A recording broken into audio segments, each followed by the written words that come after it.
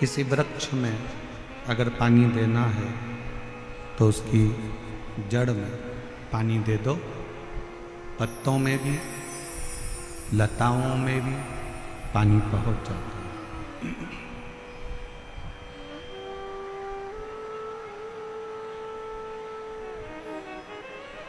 एक एक पत्ते को अगर पकड़कर पानी दोगे तो वो श्रेष्ठ नहीं। एक एक लता को अगर पकड़कर पानी दोगे तो वो श्रेष्ठ नहीं। पर यदि जड़ के अंदर पानी डालोगे तो वो लता में भी पहुंचेगा, पत्तों में भी पहुंचेगा।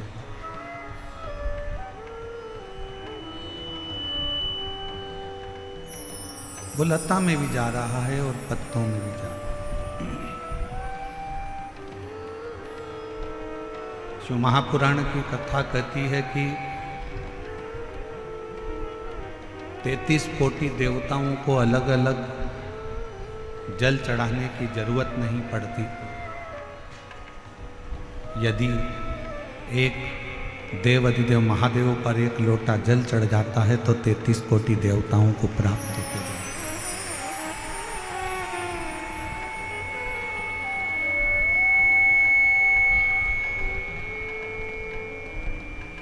बाहर का रिटर्न आ रहा है बहुत तेज, बाहर का रिटर्न अंदर आ रहा है, थोड़ा कम करो।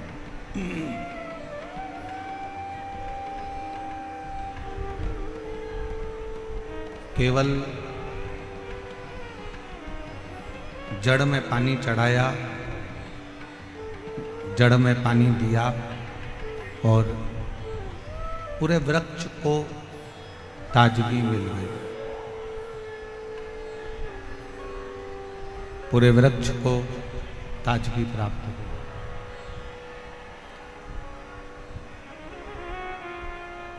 बस एक पितरों को भजना है।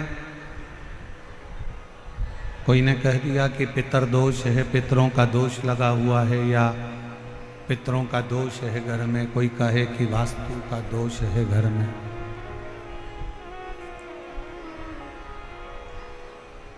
कोई कहे कि घर में काल सर्प दोष है।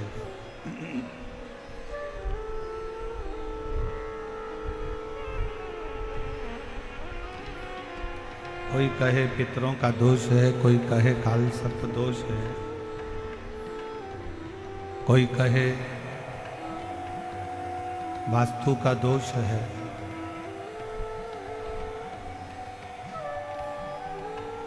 ये सारे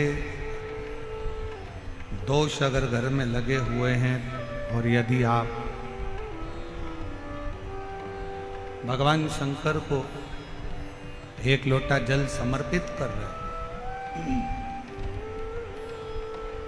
तो दुनिया का कोई दोष आपको कभी भी नहीं लग सकता। वो सारे दोष अपने आप समाप्त हो जाते हैं शिव को एक लोटा जल चढ़ाने। शंकर भगवान को एक लोटा जल समर्पित करना और वो जल एक विश्वास का होना चाहिए।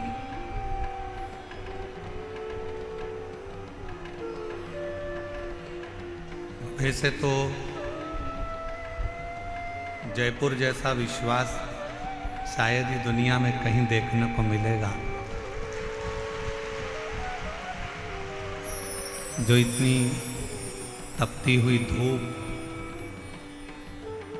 और समिति द्वारा निश्चित किए हुए इतने सारे डूम पंडाल और साथ में आज भी लगभग 50,000 भक्तों के बैठने के लिए 2 डूम की व्यवस्था और समिति ने करी है।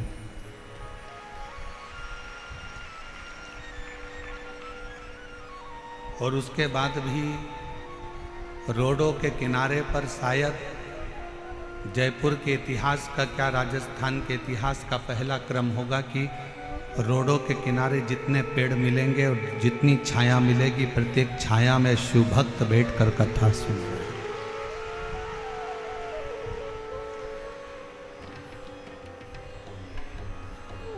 और मेरा विश्वास कहता है कि जयपुर के जितने यूट्यूबर होंगे,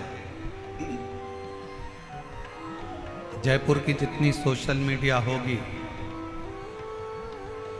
जितने पत्रकार बंधु इस जयपुर के होंगे, जिनकी कलम केवल कलम नहीं रहती, जिनकी कलम कमाल करती है, वो भी इस कलम के माध्यम से जयपुर का ये इतिहास रचते हुए दिखाएंगे कि ये जयपुर का इतिहास।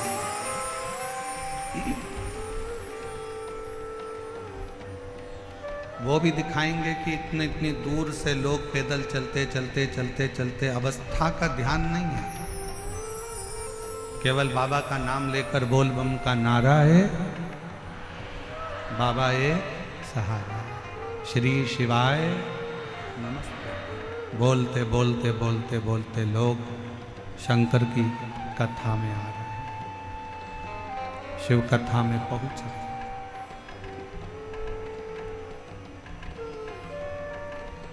और मैं यहाँ के कलेक्टर महोदय, यहाँ के एसडीएम, यहाँ के एसपी, यहाँ के एसएसपी, यहाँ के आईजी, यहाँ के डीआईजी, यहाँ के तहसीलदार, यहाँ का पीडब्ल्यूडी विभाग, यहाँ का विद्युत विभाग, यहाँ का नगर निगम, यहाँ का विधायक महोदय, सांसद महोदय, सबको धन्यवाद देता हूँ कि आप लोगों ने जी और जान से ये व्यवस्था को संभाला।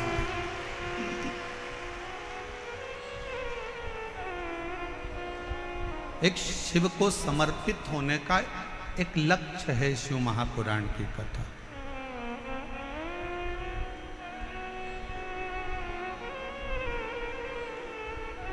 शिव मंदिर में अगर आप लोग जा रहे हैं एक लोटा जल चढ़ाने के लिए, कोई पितृदोष है, कोई काल सर्प दोष है, कोई वास्तु दोष है, कोई दूसरा दोष लग गया, कोई दूसरा दोष लग गया, कोई कहता है कि बेटी को मंगल लग गया, कोई कहे बेटे को बुध लग गया, कोई कहे शनि लग गया, कोई कहे गुरु लग गया, कोई कहे ये लग गया, तो उसको कह देना कि हमको तो केवल एक लगा है और वो हमारा शंकर लगा है, और वो लगा है तो फिर कोई दोष नहीं लगा। जब एक बार जिसको शिव लग जाए, एक बार जिसको शंकर लग गए, एक बार जिसको शिव लग गए, तो फिर दूसरा कुछ नहीं लगता।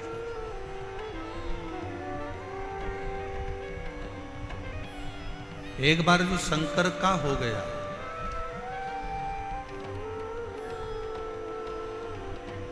वो कहते हैं ना,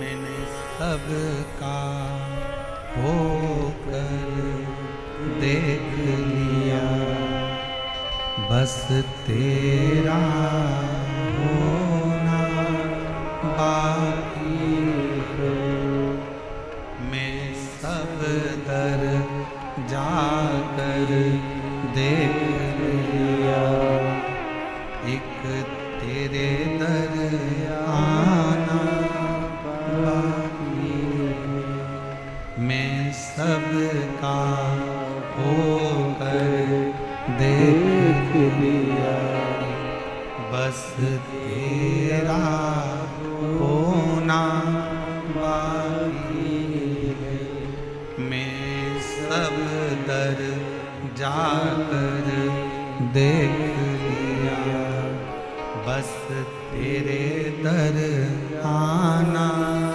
बाकी है। मैंने संपूर्ण सब जगह, ऐसा कोई स्थान नहीं है जहां मैंने छोड़ा हो। मेरी जीजियों, जयपुर के मेरे जीजाओं, मेरी बेटियों, बेटाओं, मेरी माताओं, मेरे भाई, मेरे पिता तुल्य मेरे बुजुर्ग, एक बात बताइएगा, जब जीवन में दुख आता है, तकलीफ आती है, कष्ट आता है, तो आप ऐसा नहीं है कि कहीं नहीं जाते हो, जाते हो।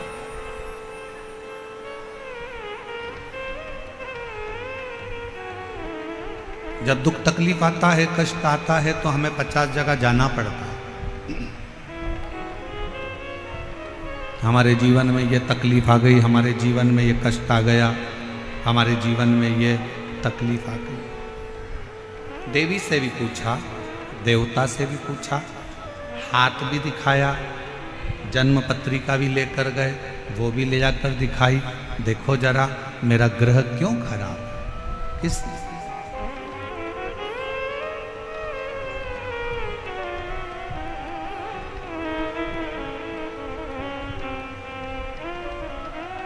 ये मेरा ग्रह क्यों खराब, किसने? जरा मेरा हाथ देखकर बताओ कि मेरी किस्मत में इतना दुख क्यों लिखा। जरा मेरा ललाट पढ़कर बताओ कि मेरे जीवन में इतना कष्ट क्यों लिखा। ईसर गोरा गणागोर शिव महापुराण की कथा जयपुर में चल रही है।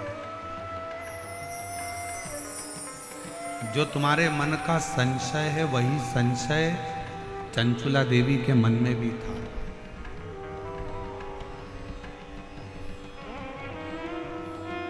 एक महाराज जी प्रवचन में कह रहे थे कि शिव पुराण में जो चंचुला है वो गलत काम करती थी, उल्टे काम करती थी,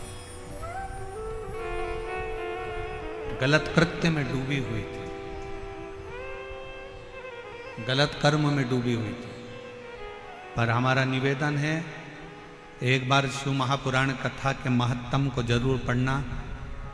चंचुला अपने पति को समझाती है, चंचुला अपने पति को ज्ञान देती है, चंचुला अपने पति को उपदेश देती है, चंचुला अपने पति को सत्संग के माध्यम से समझाने का प्रयास करती है कि तुम गलत काम मत करो।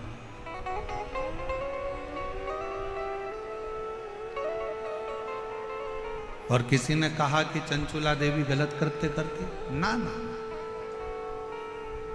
जिसने शिवपुराण को पढ़ा ही नहीं है वो शिवपुराण को केवल ऊपर से लेकर शिवपुराण के पात्रों को गलत बताने का प्रयास किया था।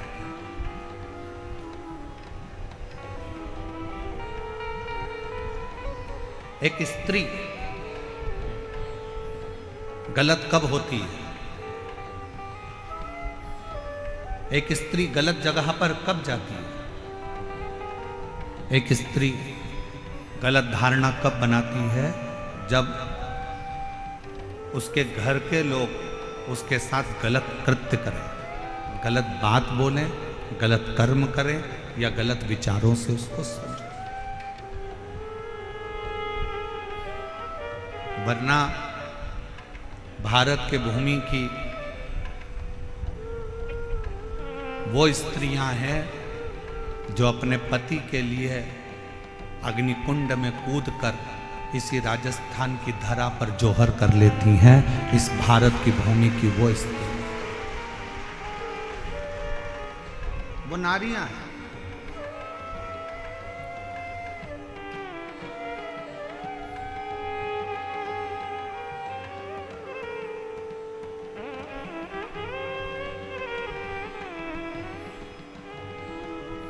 कोई कहे कि हमारा भाग्य देखकर बता दो, कोई कहे हमारा हाथ देखकर बता दो, कोई कहे हमारी पत्रिका देखकर बता दो। हम आपसे पूछें, मेरे जयपुर की माताएं, मेरी जीजियां, मेरी बेटियां, मेरे जीजा हों, मेरे भाई, मेरे पिता तुल्य बुजुर्ग उत्तर देंगे। एक ही दिन, एक ही तिथि, एक ही वार, एक ही समय, एक ही घड़ी, एक ही पल, क्या उस दिन, उस घड़ी, उस पल में, उस समय में क्या केवल एक ही बच्चा पैदा होता है? जम के बोलो जरा।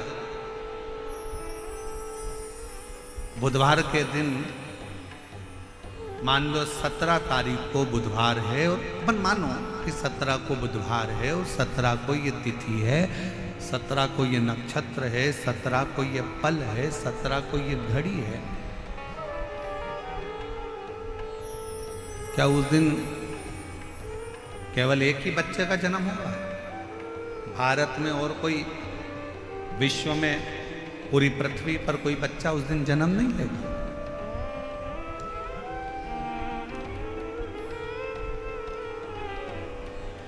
एक ही वार को, एक ही तिथि को, एक ही दिन में, एक ही समय में, एक ही घड़ी में, एक ही पल में कितने कितने बच्चों का जन्म होता है, कितने कितने बच्चों।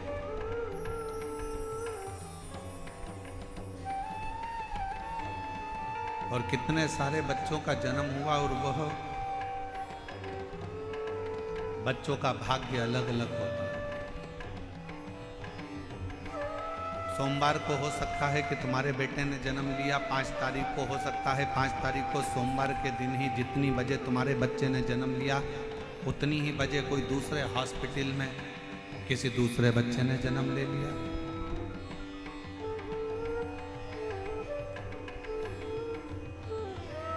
मंगलवार को हो सकता है कि तुम्हारे बच्चे ने जन्म लिया और मंगलवार को ही कोई दूसरे बच्चे ने जन्म ले लिया, उसी तिथि में, उसी पल में, उसी घड़ी में, उसी क्षण में। कोई जरूरी नहीं।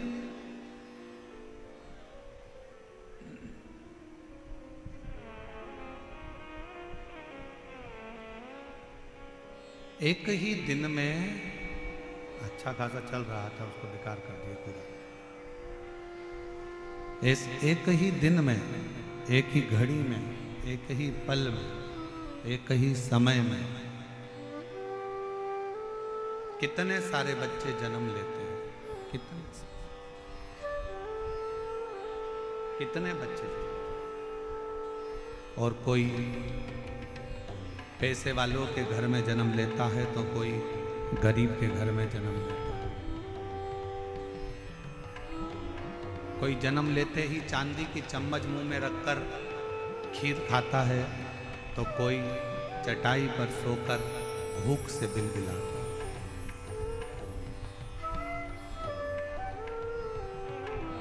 कितने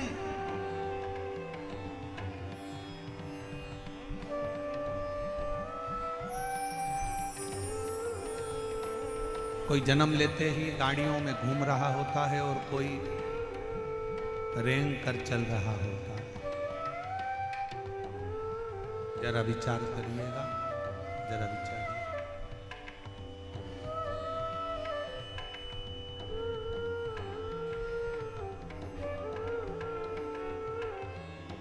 अब बोलो, आपने पत्रिका दिखाई, आपने पत्रिका दिखाई, आपने हाथ दिखाया और अपना अपना भाग्य बताया।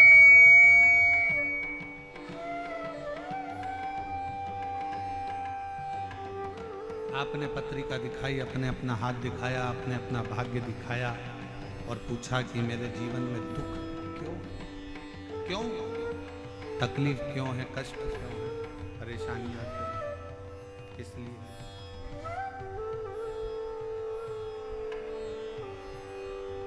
उसका एक उत्तर है आपका पूर्व का किया गया कर्म।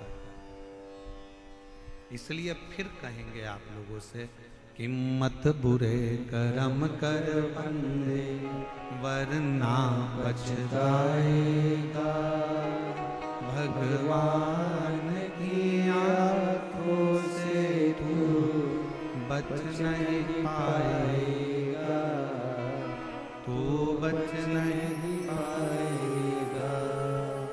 अरे ओ अज्ञानी मत करना दानी, अरे ओ अज्ञानी मत करना दानी। तेरे कर्म का फल भी तू ही पाएगा, जैसा किया तूने तेरे आगे आएगा। मत बुरे कर्म कर बंदे वरना पछताएगा, भगवान की आंखों से तू बच नहीं पाएगा, तू बच नहीं पाएगा। अरे ओ अज्ञानी मत करना दानी। एक ही समय में, एक ही घड़ी में, एक ही पल में, एक ही नक्षत्र में, एक ही दिन में ना जाने कितने कितने बच्चों का जन्म होता है, ना जाने कितने कितने बच्चे पैदा होते हैं। सबका अपना अपना भाग्य होता है, सबकी अपनी अपनी किस्मत होती है।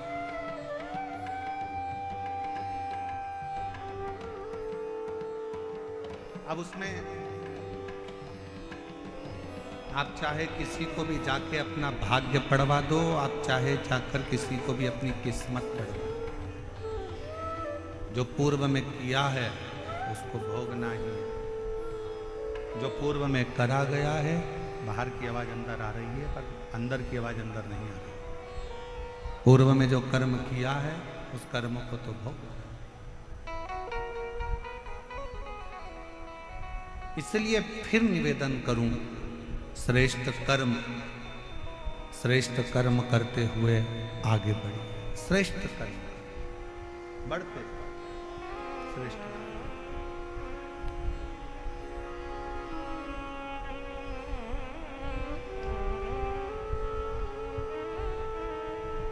भाष्कल, बाहर की आवाज थोड़ी तेज हो रही है, अंदर आ रही है रिटर्न। भाष्कल प्रदेश में ब्राह्मणों से भरा हुआ एक गांव, ब्राह्मणों से भरा।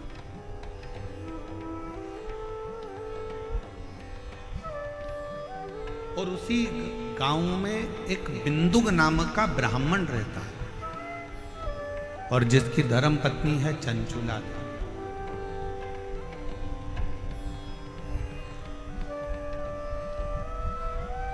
और वो चंचुला इतनी भगवतमय है कि अपने पति को बार बार मार्गदर्शन करती है कि तुम गलत जगह मत जाओ, गलत जगह पर मत पहुंचो, गलत काम मत करो, गलत व्यसन मत करो, गलत भोजन मत करो, गलत दृष्टि मत रखो, गलत विचार मत रखो, गलत सोच मत रखो। और ये विश्वास करता है कि भारत के भूमि की प्रत्येक माँ, प्रत्येक स्त्री, प्रत्येक नारी अपने पति को, अपने पिता को, अपने पुत्र को, अपने भाई को ये उपदेश देती रहती है कि गलत काम मत करो।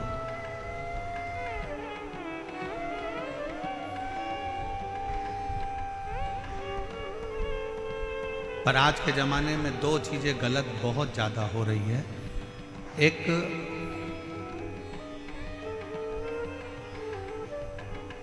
भोजन गलत होने लगा और दूसरा पहनावा गलत होने लगा।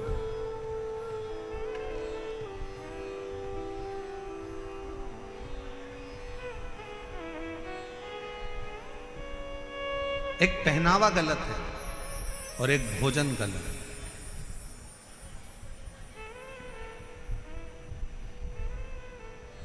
एक बात आपसे पूछें, उत्तर दीजिएगा जरा। तुलसी का पौधा तुम्हारे घर में है? जम के बोलो जरा, आवाज नहीं आ रही, और जम के बोलो। हैगा सबके घर में तुलसी का पौधा? तुलसी के पौधे की मिट्टी को हटा दिया जाए और जड़ जड़ दिखने लगे तो पौधा जीवित रहेगा कि मर जाएगा? मर। जिस पौधे की जड़ दिखने लगती है वो पौधा एक ना एक दिन समाप्त हो जाता है। इसलिए पौधे की जड़ को मिट्टी से दबाकर रखा जाता है, मिट्टी से दबा।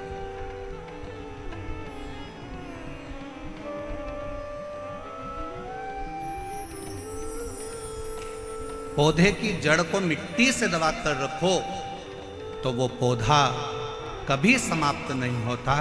उसी तरह वस्त्र पहनते समय एक एक बेटी को, एक एक महिला को इस बात का स्मरण होना चाहिए कि अपने पेट में जो नाभि है ये जड़ है, इस नाभि को जितना वस्त्र से दबा कर रखोगे उतने सुरक्षित रहोगे,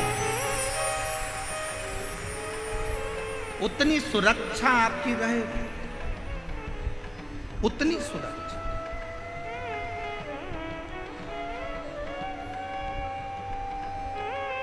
आज के जमाने में सुरक्षा क्यों गड़बड़ा रही? और फिर निवेदन करेंगे, कोई प्रशासन में, कोई सरकार में इतना दम नहीं है कि वो क्राइम को रोक दे। दुनिया की कोई प्रशासन, कोई सरकार क्राइम को नहीं रोक सकती, क्राइम को सरकार नहीं रोक सकती, पर इतना जरूर है कि क्राइम को आपके घर के संस्कार रोक सकते हैं, आपके घर के संस्कार उसको संभाल सकते हैं। आज जितने क्राइम हो रहे हैं, पहले बचपन होता था, जवानी होती थी, अधेड़ी होती थी, बुढ़ापा होता था। जरा बोलिएगा मेरी जयपुर की जीजी और मेरे जयपुर के जीजा और मेरी बेटियों और बेटाओं, मेरी माताओं, मेरे भाई, पहले 4 अवस्था होती थी, बचपन, जवानी, अधेड़ी और बुढ़ापा। 4 अवस्था होती थी। आज के जमाने में केवल 2 अवस्था रह गई। आज के जमाने में केवल 2 अवस्था रह गई है। एक रह गया बचपन, जो दूसरे नंबर पर रह गया बुढ़ापा। जवानी और अधेड़ी ये दोनों तो बचपन में मोबाइल चला चलाकर आज का व्यक्ति जो जवानी में कार्य करता था वो मोबाइल चला चलाकर बचपन में कर रहा है, तो ना जवानी बची ना अधेड़ी।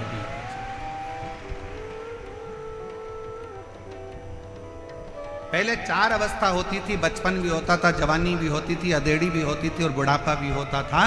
आज के ज़माने में जैसे जैसे कलिकाल बढ़ता चले जा रहा है, फैशन बढ़ता चले जा रहा है, व्यसन बढ़ते चले जा रहा है, गलत भोजन बढ़ता चले जा रहा है, वैसे वैसे घर से 2 चीज़ें अवस्था की चली गई, ना तो जवानी बची ना अधेड़ी बची। क्योंकि बचपन में ही बच्चे सोशल मीडिया पर मोबाइल का प्रयोग कर कर कर छोटे छोटे बच्चे, आज के ज़माने में वो छोटे बच्चे जवानी के जो क्रम थे, अधेड़ी के जो क्रम थे, वो छोटे छोटे बच्चे उस जवानी और अधेड़ी के क्रम का स्मरण कर रहे हैं। अब कहाँ गया वो जवानी, कहाँ गई वो अधेड़ी?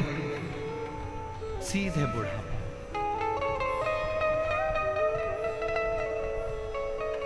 इसलिए निवेदन है, अपने घर के बच्चों को श्रेष्ठ संस्कार देने का प्रयास करो।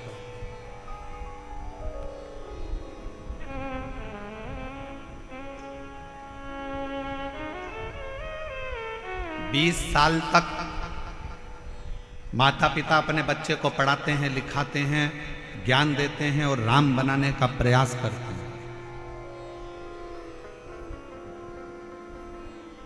माँ अपने बच्चे को बड़ा करती है, कोचिंग करने के लिए कहीं जयपुर भेज देती है, कहीं कोटा भेज देती है, कहीं जोधपुर भेज देती है, कहीं दिल्ली भेज देती है, कहीं पुणे भेज देती है, कहीं बेंगलोर भेज देती है, कहीं इंदौर भेज देती है, कहीं भोपाल भेज देती है, कहीं लखनऊ भेज रही है, कहीं पटना भेज रही है, कहीं देहरादून, कहीं मंसूरी। 20 वर्ष तक माता पिता अपने बच्चे को राम बनाने का प्रयास करते हैं और 20 वर्ष माँ बाप अपना त्याग कर कर, पैसा लगाकर, जान झोंक कर बच्चे को राम बनाने का प्रयास करते हैं और 20 दिन की कुसंगति बच्चों को मिलती है और बच्चे राम बनने की जगह 20 दिन की कुसंगति से रावण बन जाते हैं।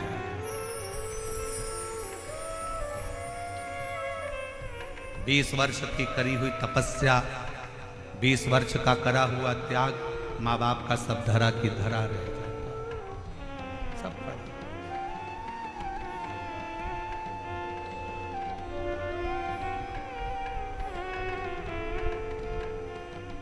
सब पड़ा है। माता पिता सोच रहे हैं मेरा बेटा राम बनेगा, मेरा बेटा राम बनेगा, और गलत संगति से बेटा रावण बन गया। बिंदु उस ब्राह्मण घर में जन्म लिया जिस ब्राह्मण के घर में कर्मकांड होना था, पूजन होना था, पाठ होना था, अनुष्ठान होना था, भजन होना था, कीर्तन होना था। परशु महापुराण की कथा कहती वाशकल ग्राम में समुद्र के तट पर एक गांव बसा हुआ है वाशकल, जिस गांव में ब्राह्मण ही ब्राह्मण रहते हैं, पर सब अपने अपने कर्म से वंचित। उसी में एक बिंदुक नाम का ब्राह्मण है। उस बिंदुक नाम के ब्राह्मण की धर्म पत्नी का नाम चंचुला देवी है। चंचुला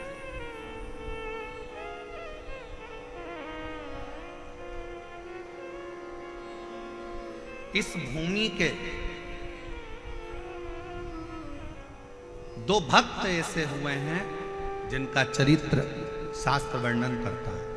पहले नंबर पर नरसिंह मेहता, भारत की भूमि के वो संत हुए जो जीते जी शरीर को लेकर गौलोक धाम में जाकर भगवान कृष्ण और राधा जी का दर्शन कर लेते, और वो दर्शन कोई दूसरा नहीं कराता, वो दर्शन कोई दूसरा नहीं करा रहा, वो दर्शन करा रहे हैं स्वयं देव अधिदेव महादेव, स्वयं शंकर, स्वयं शिव। और दूसरे नंबर पर है चंचुला देवी, भारत की भूमि की वो स्त्री जिसका पति मर चुका था और प्रेत योनि में पड़ चुका था, मर गया, अंतिम संस्कार हो गया, प्रेत योनि में पड़ गया। प्रेत योनि में पड़ने के बाद लोग उसके लिए तर्पण करते, पिंडदान करते, तिलांजलि देते, पर भारत की भूमि की दूसरे नंबर पर है चंचुला देवी, जिसका पति मर गया था, बेधव्य हो गई थी। उसके बाद भी जैसे शंकर भगवान ने नरसिंह जी को जीते जी गोलोक धाम का दर्शन कराया, उसी तरह चंचुला देवी भारत की भूमि की वो स्त्री रही जिसका पति मर गया, उसके बाद भी शंकर की कृपा से वो अखंड सौभाग्यवती हो गई। ये शिव की, ये शंकर की कृपा। और हम तो बाबा के भरोसे चलते हैं, हम तो बाबा के भरोसे चलते हैं, ये दुनिया वाले जलते हैं, ये दुनिया वाले जलते हैं, हम तो बाबा के भरोसे चलते हैं, हम तो बाबा के भरोसे चलते हैं। जो भगवान के भरोसे चलता है तो भगवान उसको साथ देता है। एक पत्र बड़ा विचित्र आया है, देखिए।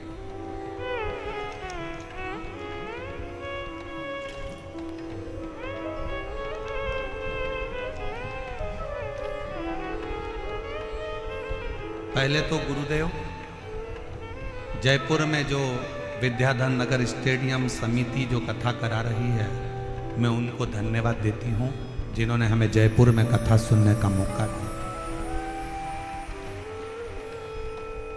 दूसरा, जयपुर राजस्थान से, मैं राजस्थान जयपुर की ही रहने वाली पूजा कुमारी हूँ। मैं बिहार मुंगेर जिले की रहने वाली हूँ, परंतु मैं स्थायी रूप से जयपुर में रहती हूँ। सालों हो गए यहाँ रहते रहते। पत्र लिख रही हूँ गुरुदेव। टीवी पर जब कथा सुनती थी तो देखती थी कि पत्र पढ़ते हैं आप और सबका काम होता है। बाबा से प्रार्थना करती थी कि बाबा, बड़ी गजब की कथा शिव पुराण होती है जिसमें दुनिया के लोग अपना पत्र लिखकर भेजते हैं और वो सियोर वाला बाबा पत्र पढ़ता। गुरुदेव, हम 3 बहनें हैं, हम तीनों बहनों की शादी हो गई है, हम तीनों बहनों के घर बच्चे हो गए हैं, हम तीनों बहनें बड़े आराम से रहती हैं। गुरुजी, हम 3 बहनों का एक भाई है जिसकी उम्र 25 साल थी। भोलेनाथ जी की कृपा से उसकी सरकारी नौकरी जूनियर इंजीनियर के पद पर लगी थी। 6 महीने नौकरी के हुए, हम तीनों बहनों की शादी हो गई, हमारे घर बच्चे हो गए, हमारा भाई 25 साल का हो गया, उसकी नौकरी लग गई। उसकी शादी की तैयारी चल रही थी, शादी के लिए सोच रहे थे क्योंकि अब उसकी गवर्नमेंट जॉब लग गई है तो उसकी शादी कर रहे। लेकिन किस्मत को कुछ और ही मंजूर था। हमारा भाई 2020 नवंबर को बाथरूम में फिसल गया और बाथरूम में फिसला, उसके सिर में गहरी चोट आई। हमें सब मिली, खबर मिलते ही हम तुरंत अस्पताल में भर्ती कराए, इलाज कराया, सिलीगुड़ी हॉस्पिटल में लेकर गए। कुछ दिन तो वो ठीक रहा, फिर उसकी तबीयत बिगड़ गई और अस्पताल में ही उसने दम तोड़ दिया। हम 3 बहनों का एक भाई, हम बहन तो अपने अपने ससुराल में रहती हैं पर माँ बाप तो अकेले रहते थे। जिनका 25 साल का लड़का सरकारी नौकरी करता हुआ अपना दम तोड़ देता। अस्पताल में ही उसने अपने दम तोड़ दिया, शांत हो गए, परिवार बिल्कुल बिखर गया। गुरुजी, माँ बाबूजी की उम्र 50-50 साल के, माँ बाबूजी की उम्र 50-50 साल की थी। मेरी माँ इतनी रोती 24 घंटे, मेरे बाबूजी रोते, एक ही लड़का मर गया। कथा सुनते सुनते हमने हमारे बाबूजी से और माँ से कहा, माँ वो सियोर वाला बाबा कहता है कि जो मांगो बाबा वो देता है, जो मांगोगे वो देता है। माँ कहती है क्यों सांत्वना देती है, 50 साल की मेरी उम्र है, 50 साल के तेरे बाबूजी हैं, मेरी 3 बेटियों के घर में बच्चे हैं और मेरा 25 साल का लड़का मर गया, क्या मांगू अब भगवान से, क्या? माँ, आस्था चैनल पर वो सियोर वाला महाराज कथा करता है, टीवी के सामने अगर आसन लगाकर कथा सुनी जाए, 1 लोटा जल रोज शंकर जी के मंदिर में चढ़ाया जाए तो ऐसा कोई काम नहीं जो शंकर पूरा ना करे। माँ, तू एक बार शिव जी के मंदिर जाना तो चालू कर। माँ कहती है मैं 50 साल की, बेटा जवान मर गया, बेटियों की 3 बेटियों की शादी हो गई, उनके बच्चे हो गए, मैं कहाँ जाऊं? तू माँ शिव जी के मंदिर जा और मौका लगे तो एक बार पंडाल में बैठकर कथा को सुन। मेरी माँ टीवी के सामने कथा सुनती और मालूम पड़ा कि आपकी कथा सीहोर में हो रही है। मेरी माँ पंडाल में बैठ के कथा सुनने के लिए कंकर शंकर की भूमि पर चली गई और बाबा से कहा, बाबा मैं 50 साल की हो गई, मेरा पति 50 का हो गया, 3 बेटियां उनके बच्चे हो गए, मेरा 25 साल का लड़का मर गया, मेरा दिल नहीं लगता मेरे बेटे के बिना, अगर तू दे सकता है तो मुझे बेटा दे दे, बस और कुछ भी नहीं चाहिए। घर गई, कंकर शंकर की पूजन करी कुबरेश्वर धाम पर और बाबा की कृपा से घर जाने के बाद बाबा की भक्ति में ऐसी लग गई, शायद दुनिया का पहला केस होगा गुरुदेव जो 50 साल की मां गर्भवती हो गई। 50 साल की मां गर्भवती हो गई और जनवरी 2023 में मेरी मां को बाबा ने 1 नहीं 2 लड़के दिए जिनका मैं फोटो लगा रही हूँ। आप लोग एलईडी पर उस बच्चों का फोटो देख सकते हैं और अगर कहीं बैठी हों तो अपने बच्चों को लेकर आ सकती हैं और दोनों बच्चों का फोटो आप लोग एलईडी पर देख सकते हैं। जो 3 लड़कियां जिनकी शादी हो गई थी, 25 साल का लड़का मर चुका था और 50 साल की माँ, 50 साल के पिता और बाबा से विनती करते हैं सीहोर कुबरेश्वर धाम में आकर, बाबा मेरा लड़का मुझे वापिस चाहिए। दुनिया की कोई ऐसा काम नहीं जो मेरा शंकर ना करता। शंकर और तेरे दरबार की बाबा निराली शान देखी है। फिर निवेदन करूं मेरी जीजियों, दुनिया की दृष्टि में जयपुर में केवल शिव पुराण की कथा हो रही है। ये दुनिया के लोग कहेंगे, पूरे जयपुर वाले कहेंगे कि जयपुर में शिव पुराण की कथा हो रही है, पर शिव पुराण की ये कथा नहीं है। ये हमारा वो शंभु शंकर, मेरा कुबरेश्वर बाबा आपसे मिलने के लिए, आपके दुखड़ों को हरने के लिए, आपके दिल की बात सुनने के लिए, दिल की पंडाल में बैठकर आप जो दिल से मांगते हो, पंडाल में बैठकर कथा सुनते सुनते आप बाबा से अपनी लगन लगाकर उससे अपने दिल की बात कहते हो ना, उसका सुख ही दूसरा। और जितने कार्यकर्ता इस कार्यक्रम को संभाल रहे हैं, जितने कार्यकर्ता लगनता से काम करते हुए लोगों को भोजन करा रहे हैं, कोई पानी पिला रहा है, कोई लस्सी बांट रहा है, सब व्यापारियों ने अपने अपनी दुकान उनको सबको कह दिया कि जितने शिव भक्त आए सबको कुछ ना कुछ मुंह झूठा कराओ। ऐसे जितने कार्यकर्ता इस सेवा में लगे, जितने कांस्टेबल, जितना पुलिस बल, जितना चिकित्सा विभाग, जितना पीडब्ल्यूडी विभाग, जितना विद्युत विभाग, जितने सरकारी कर्मचारी भी इस अगर सेवा में लगे हैं, अभी तक तुमने दुनिया की सेवा करी होगी, पर शिव महापुराण की कथा में पहला मौका मिला है। उसका फल आपको 3 महीने में बाबा क्या देगा वो वही जान सकता, वो उसके हाथ, वो उसके हाथ, ये हमारे हाथ में कुछ नहीं। तेरे दरबार की बाबा निराली शान देखी, तुझे देखे नहीं देखा, पर झोली भरी देखी, मुख दुनिया मोड़ेगी, बाबा तू मुखड़ा मेरी लगी परी तीनों, बाबा तू अब मेरी जीजियों जरा उत्तर दीजिएगा, इस पत्र को ले जाकर पढ़कर इसका उत्तर दीजिएगा कि जिसकी 3 बेटियां, जिनके घर में बच्चे हो गए, 25 साल का लड़का जिसकी सरकारी नौकरी लग गई, वो 25 साल का लड़का जो घर में बाथरूम में गिर गया, मर गया, और वो 25 साल का लड़का चले गए और माँ बाप की उम्र 50-50 साल हो गई, और उसके बाद मेरा कुबेर भंडारी उसकी गोदी में 2 बेटे दे देता है। ये दुनिया में कहीं हो सकता है? कई मेरी जीजियां आती हैं, कहती हैं हमारे 8 साल हो गए शादी के, कोई कहता मेरे 5 साल हो गए, कोई कहता मेरे 3 साल हो गए, कोई कहता मेरे को 11 साल हो गए, कोई कहता मेरे को 10 साल हो गए, मुझे संतान नहीं है, हार गए, हिम्मत हार गए। हम कहते हिम्मत मत हारो, एक बार शिव महापुराण के पंडाल में जाओ, बैठो, कथा पूरी हो, वहां की आरती के बाद में, जैसे ही आरती में कर्पूर गौरम हो, आरती पूर्ण होने के बाद में वहां की मिट्टी को अपने गर्भ से लगाओ, अपने हृदय से लगाओ, उसको प्रणाम करो। हम जानते हैं विद्याधर नगर का ये स्टेडियम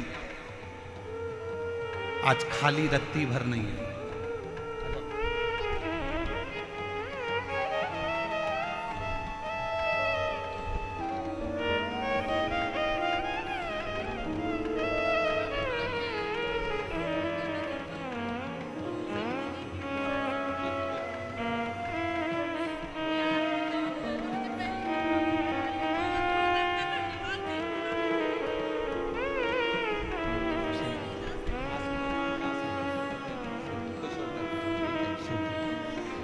इन्हीं के 25 साल का भाई मर गया था, और यही दीदी ने अपने मम्मी पापा से कहा था कि पापा मम्मी एक बार पंडाल में बैठकर कथा तो सुनो, बाबा देगा। कह रही हैं मेरे 2 भाई मेरे बाबा ने दे दिए मुझे, एक की जगह 2। शिव तत्व शंकर, आप कितने विश्वास से यहां पहुंच रहे हो, आप कितने विश्वास से कथा सुन रहे हो, यह आपके ऊपर निर्भर करता है। कई माताएं तो ऐसी हैं जो पंडाल के अंदर तक नहीं पहुंच पाई। कई माताएं ऐसी हैं, कई भाई ऐसे हैं जो रोड पर बैठे हुए हैं, पेड़ों की छांव में, रोड के किनारे जहां उनको छाए मिल गई। कई ऐसे हैं जो अपना छाता लेकर, पानी की बोतल लेकर बैठे। विश्वास।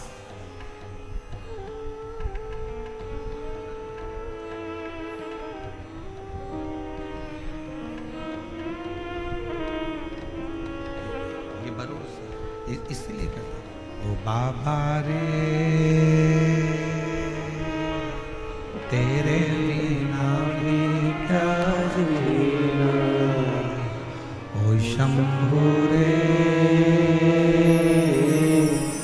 तेरे बिना भी क्या जीना।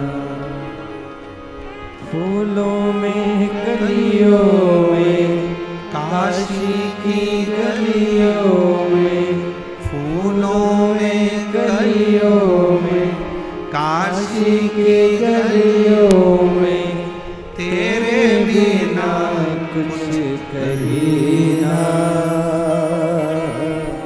तेरे बिना भी क्या जीना। ओ शंभू रे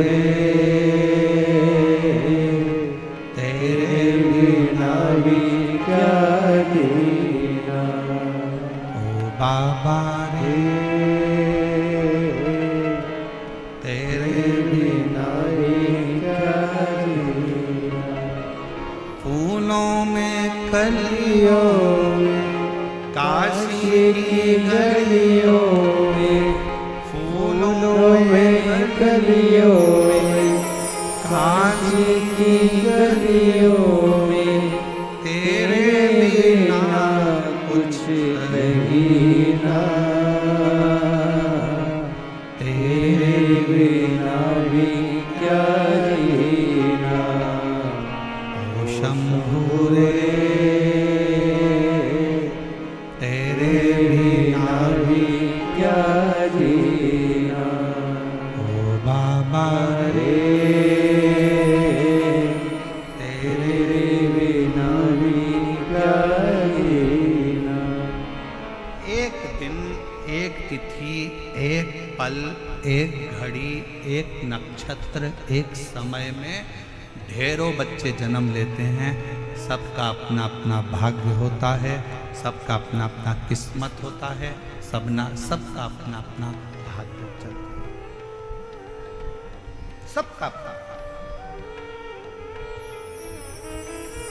जिस समय में आपके बच्चे ने जन्म लिया, उसी समय में ना जाने कितने बच्चों ने जन्म लिया।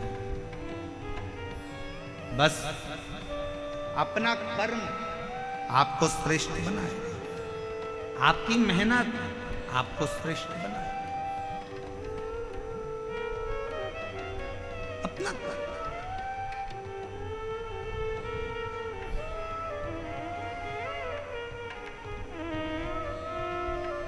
एक दिन चंचुला देवी अपने पति के पास आई और पति से कहा कि स्वामी देखो, आप ब्राह्मण कुल में जन्मे हो, ब्राह्मण कुल में तुम्हारा जन्म हुआ है, ब्राह्मण कुल में तुम रहते हो, क्यों ये दुनिया वालों के चक्कर में पड़ते हो? अच्छा कर्म करो, थोड़ा वेद पढ़ो, थोड़ा शास्त्र पढ़ो, थोड़ा अध्ययन करो, थोड़ा स्मरण करो, थोड़ा सत्संग करो, थोड़ा कीर्तन करो, थोड़ा मंत्र जाप करो। पति बिंदुक मानने को तैयार नहीं था। चंचुला देवी बड़ी सुंदर थी, बड़ी सुंदर, उसके चेहरे पर चंद्र सी चमक, बहुत चंचुला देवी सुंदर तो बहुत थी, फिर भी पति बिंदुक अपनी पत्नी पर जितना आसक्त नहीं हुआ, उतना पति एक वेश्या पर आसक्त हुआ।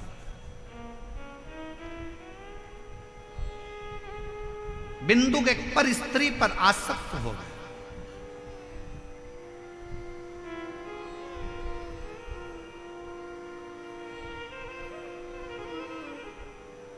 कितनी विचित्र कथा है।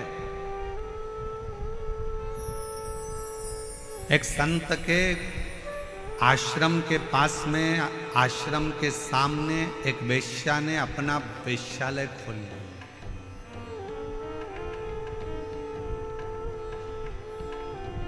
संत दिन भर भगवान के भजन में लगे रहते थे, भक्ति में लगे रहते थे। संत को मालूम पड़ा कि आश्रम के सामने एक वेश्या ने अपना वेश्यालय खोला। संत ने खबर करवाई वेश्या को कि तुम्हारा वेश्यालय बंद